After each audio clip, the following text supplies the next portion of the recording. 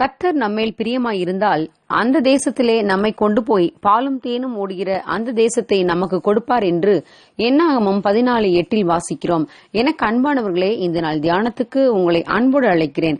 ஒரு குடும்பத்தில் இரட்டை குழந்தைகள் பிறந்தார்கள். அவர்கள் இருவரும் தோற்றத்திலும் நடையிலும் உடையிலும் ஒன்றாகவே இருந்தார்கள். ஆனால் ஒரே ஒரு காரியத்தில் மட்டும் அவர்கள் இருவரும் வேறுபட்டு இருந்தனர். ஒருவன் எப்போதும் நம்பிக்கையுடனும் நேர்மறையாகவும் பேசுபவனாக இருந்தான். ஆனால் மற்றவனோ எந்த சந்தர்ப்ப சூழ்நிலையையும் எதிர்மறையாகவும் பாதகமாகவுமே பார்ப்பான்.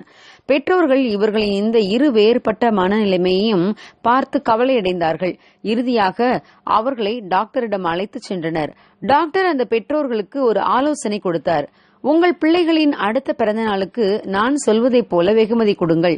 எதிர்மறையாளனுக்கு ஒரு புதிய அழகிய பைக்கை வாங்கி கொடுங்கள். ஆனால் நேர்மறையாளனுக்கு குதிரைச்சாண உரத்தை அழகிய பாக்கெட்டில் கிஃப்ட் ராப் போட்டு கொடுங்கள் என்றார். இவ்வளவு ஏற்றத்தாழ்வோடு பிள்ளைகளுக்கு எப்படி பிறந்தநாள் வெகுமதி கொடுப்பது? இதுவரை நாம் அவர்கள் இருவரையும் பாகுபாடில்லாமல் ஒரே மாதிரியாகவே வளர்த்து விட்டோமே என்றனர். இருந்தாலும் டாக்டர் சொல்லிவிட்டார் என்பதற்காக அவருடைய ஆலோசனைப்படியே செய்ய திட்டமிட்டனர். அவர்கள் பிறந்த நாளும் வந்தது. எதிர்மறையாளனுக்கு ஒரு மிக புதிய அழகிய ரேஸ் பைக்கை வாங்கி பரிசாக கொடுத்தார்கள். அந்த புதிய அழகான ரேஸ் பைக்கை பார்த்ததும் மகன் மிகவும் சந்தோஷப்படுவான், தங்கள் இருவரையும் கட்டி அணைத்து முத்தமிட்டு நன்றி சொல்லுவான் என்று நினைத்தனர் பெற்றோர். ஆனால் அவனோ, இந்த பைக் எதிலாவது போய் மோதிவிடும், என் கால் தான் உடையும் என்றானாம். பிறகு நேர்மறையாளனாகிய மகனுக்கு மிகவும் கவனமாக பேக் செய்யப்பட்ட குதிரைச்சாண உரத்தை பரிசாக கொடுத்தனர். அந்த கிஃப்ட் பார்சலை திறந்தபோது ஒரு நிமிடம் குழம்பி போனான்.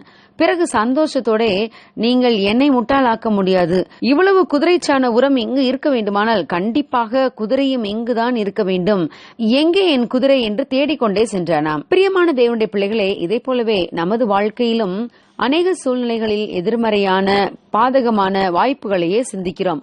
மோசே கானான் தேசத்தை வேவு பார்க்க 12 பேரை அனுப்பினான். அவர்களில் 10 பேர் திரும்ப வந்து பாதகமான காரியங்களை பற்றி மட்டும் கூறினர். அந்த கானான் தேசத்தில் இருப்பவர்கள் ராட்சதர்கள், எங்களை பார்க்க வெட்டுக்கிளிகளைப் போல தெரிந்தது, அவர்களையெல்லாம் ஜெயிப்பது லேசான காரியமில்லை, ஆதலால் நாம் கானான் தேசத்தை சுதந்திரிக்க முடியாது என்றனர்.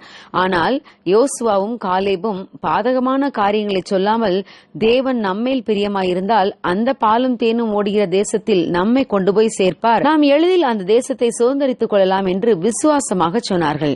யோசுவாவும் காலேபும் கானானை சுதந்திரித்தார்கள். மற்ற 10 பேரும் வாதையினால் செத்தார்கள். பிரியமானவர்களே, எந்த சூழ்நிலையையும் சாதகமாக்க பழகிக் கொள்ளுங்கள்.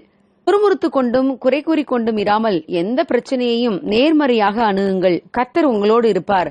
நீங்கள் தான் சாதனையாளர்கள். நிச்சயமாக கர்த்தர் அதில் உங்களுக்கு பெரிய வெற்றியை தருவார். God bless you. Have a victorious day.